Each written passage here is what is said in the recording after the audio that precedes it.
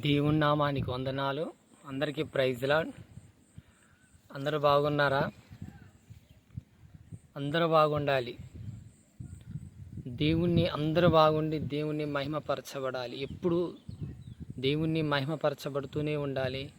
మనము కూడా ఆయన దగ్గర నుంచి దీవెనలు, ఆశీర్వాదములు ప్రతిదినము ఆయనలో ఎలా గడపాలి, ఆయనలో ఎలా ఉండాలి, ఆయన మార్గము ఎలా తెలుసుకోవాలి, ప్రతి విషయంలో కూడా మనము అలా జాగ్రత్త కలిగి ఉంటే మనకి కావలసిన ప్రతిదీ కూడా మనకు దేవుడు అనుగ్రహిస్తూ ఉంటాడు.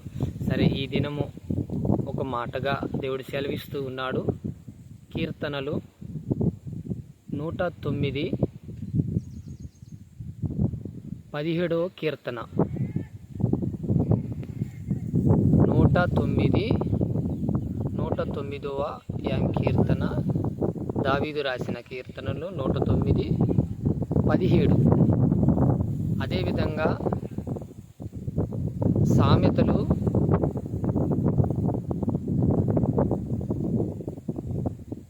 సరే ఈ మాటగా సెలవిచ్చుకుందాము. 109, 17. సరే, శాపములు మనకు తగులుతాయా? శాపములు మనకి తగులుతాయా? ఎవరైనా శపించినప్పుడు మనకి ఆ శాపం అనేది వర్తిస్తుందా అని దేవుడు అక్కడ లేఖన భాగంలో నుంచి ఆ వచనం ద్వారా మనతో మాట్లాడుచు ఉన్నాడు. ఈరోజు ఆ వచనాన్ని బట్టి మీ పరిశుద్ధ గ్రంథాలు మీ దగ్గర ఉంటే చూసి చదవండి, అర్థం చేసుకోండి. మరి ఈ దినము శాపాలు నిమిత్తం అక్కడ మాట్లాడుచున్నాడు. అక్కడ ఈరోజు మరి నీ ఇరుగు పొరుగు వారితో కానీ, నీ కుటుంబ సభ్యులతో కానీ, భార్యాభర్తల విషయంలోనే కావచ్చు, ఎవరైనా కావచ్చు, స్నేహితుల విషయంలో కావచ్చు, ఎవరైనా శాపము, నువ్వు నాశనమైపోవాలి, నీకు బహుగా ఉండకూడదు అంటే నీకు వస్తున్న దీవెనలన్నీ నాశనమైపోవాలని ఇక్కడ దేవుడు సెలవిస్తూ ఉన్నాడు. మరి అదేవిధంగా ఒక మాటగా ఇక్కడ దేవుడు ఒక మాటగా సెలవిస్తూ ఉన్నాడు. మరి ఈరోజు నీవు ఎవరిని శపిస్తున్నావు? నువ్వు ఎవరిని శపిస్తున్నావో ఒక్కసారి జ్ఞాపకం చేసుకో. ఈరోజు నువ్వు ఎవరిని శపిస్తున్నావు? నీవు ఎవరి మార్గంలోకి వెళుతూ నువ్వు ఎవరిని శపిస్తున్నావు? దేవుణ్ణి ఎరిగిన వాడివి, ఎరిగిన దానివి, దేవుని ఆలోచనలు కలిగి ఉన్నవాడివి, దేవుని మర్మాలు ఎరిగిన వాడివి. ప్రతిది కూడా స్త్రీ కానీ పురుషుడు కానీ ఎవరైనా కానీ దేవుణ్ణి ఎన్నో మర్మాలు పరిశుద్ధ గ్రంథంలో ఉన్న మాటలన్నీ మీకు తెలియనిదంటూ అది ఏమీ లేదు.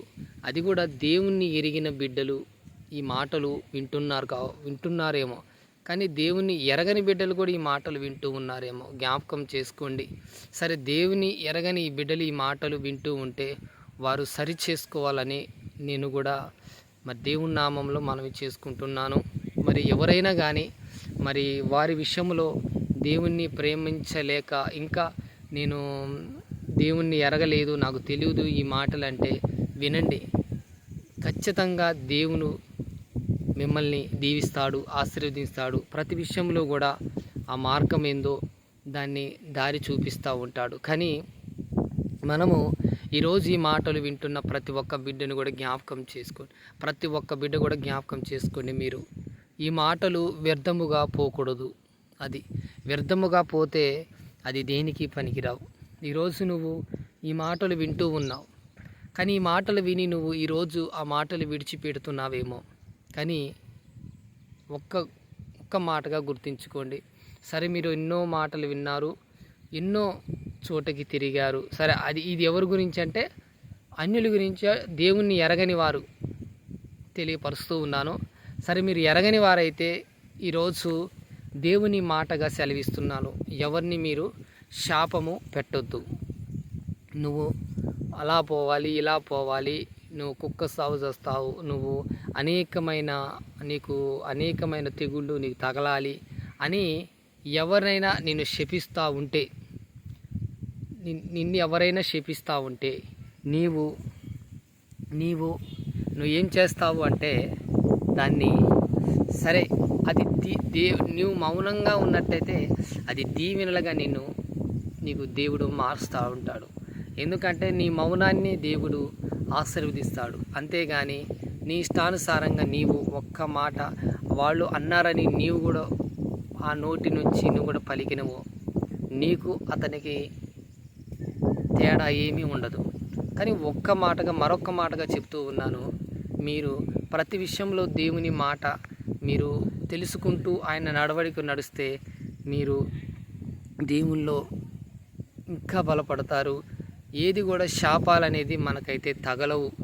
మనకు ఎవరు శపించినా కానీ, ఎవరు దూషించినా కానీ, ఎవరు ఏది చేసినా కానీ మనకు తగలవు. ఎందుకంటే దేవుడు అన్నిటికీ దేవుడు భరించి ఉన్నాడు, అన్ని విషయాలలో తోడుగా ఉన్నాడు.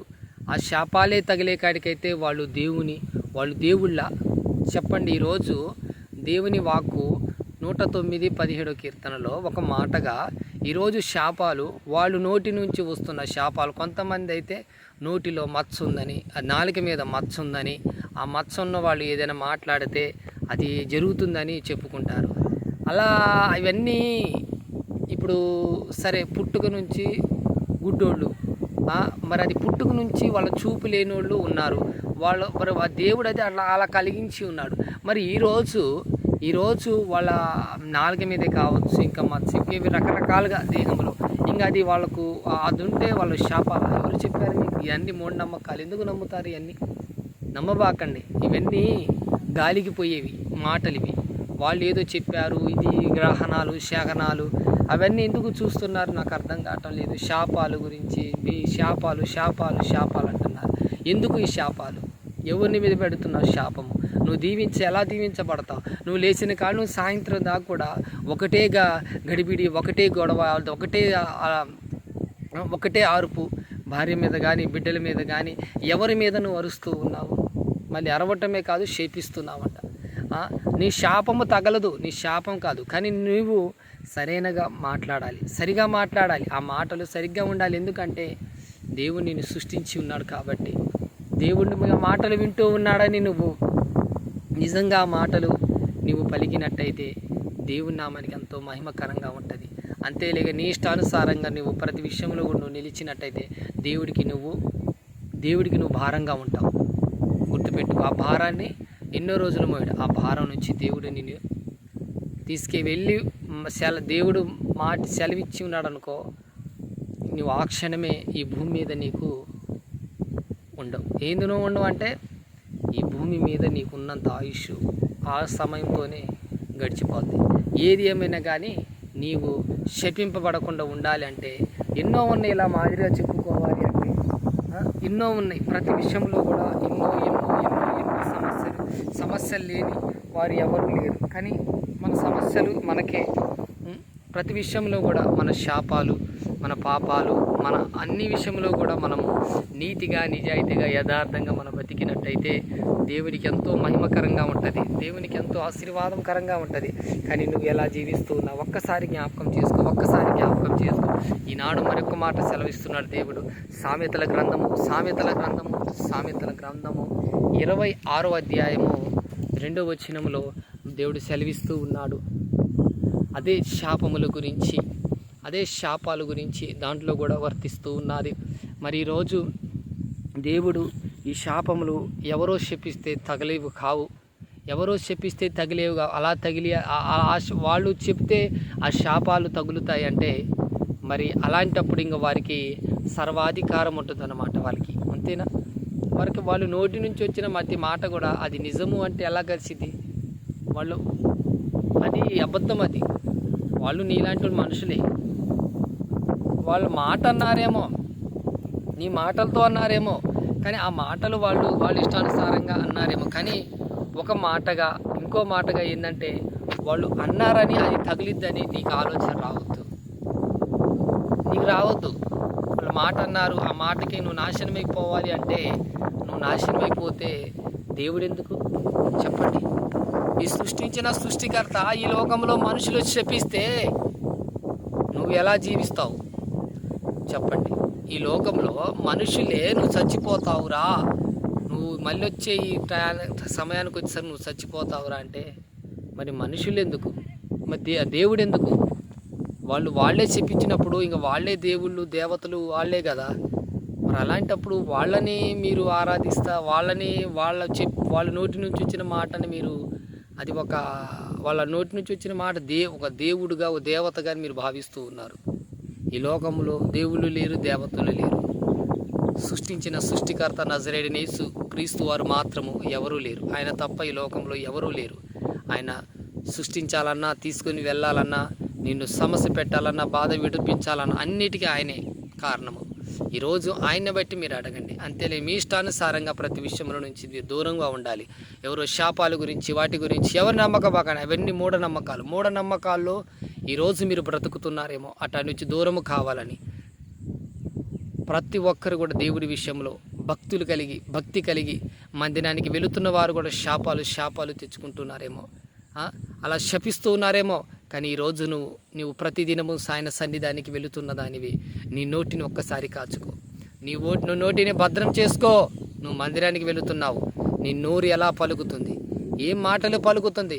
దేవుని స్తుతించే మాటలు పలుకుతున్నావా, లేకపోతే లేఖన భాగంలో ఉన్న ప్రతి మాటలు కూడా ధ్యానిస్తున్నావా, లేకపోతే ఆరాధిస్తున్నావా, ప్రార్థిస్తున్నావా? నోటి నుంచి అదే చేతులు, అదే నోటిలో నుంచి నీవు రక్తము శరీరము పుచ్చుకుంటున్నావే, అదే నోటి నుంచి నువ్వు శాపముగా నువ్వు పలుకుతున్నావు. నువ్వు పలికినా కానీ ఆ శాపం తగలదు, కానీ నీవు సరిగ్గా ఉండాలనేది దేవుని వాక్కు. నువ్వు ఆ మాట పలికి ఉన్నావు కానీ అది వాళ్ళకి తగలదు. కానీ నువ్వు ఏ క్షణము ఆ మాటలు నీ నోటి నుంచి వచ్చినావో నీవు ప్రతి విషయంలో కూడా నువ్వు శాపాన్ని తెచ్చుకుంటావు. శాపం అంటే నువ్వు వేస్తున్న ప్రతి వ్యర్థమైన మాటలు. ఆ మాటలు సరిగ్గా ఉండాలి, సరైన మార్గాన్ని నువ్వు ఎంచుకోవాలి, దేవుణ్ణి ఎంతో మహిమపరచాలి, దేవుని నామానికి ఎప్పుడు ఘనత రావాలి. సరే, ప్రతి ఒక్కరు కూడా కళ్ళు మూసుకుందాము. మరి ఈ లేఖన భాగం మీకు అందరికీ అర్థమైందని నేను నమ్ముచూ ఉన్నాను. వినండి. ఈ శాపాలు చిన్న ఈ మాటలు మీకు ప్రతిరోజు ఒక అంశం మీద ప్రతిరోజు ఈ వీడియోస్ వస్తూనే ఉంటాయి. చూడండి, అని చెప్పిన వచనాలు ధ్యానించండి, సరిగ్గా చదవండి. అప్పుడు మీకు అర్థమవుతాయి. ప్రతి విషయంలో కూడా మీరు దేవుణ్ణి నమ్ముతూ, దేవుని మాటలోనే జీవిస్తూ, దేవుణ్ణే మీరు ప్రేమించి, ఎవరి ప్రేమను కూడా మీరు దేవుని ప్రేమ మాత్రమే మీ హృదయంలో ఉండాలి. మీ ఆలోచన, మీ తలంపులు ప్రతిదీ కూడా దేవుని ఆమె పరిశుద్ధుడా, సర్వశక్తిమంతుడా తండ్రి, నీకు వందనాలు ప్రభా. ఈ సమయంలో ప్రభా నీ లేఖన భాగంలో తండ్రి కీర్తనలు రాసిన అయా 109వ కీర్తన 17వ వచనము, అదేవిధంగా సామెతలు 26 వచనమును తండ్రి నువ్వు మాట్లాడి ఉన్నావు ప్రభా. తండ్రి నీకు వందనాలు ప్రభా. ప్లీజ్ పరిశుద్ధాత్మ, హోలీ స్పిరిట్ పరిశుద్ధాత్మ నీ వారికి స్తోత్ర ప్రభా. తండ్రి మీరు నాయన ప్రభా ఎల్లవేళలా మాతో నిలిచి ఉండండి ప్రభా.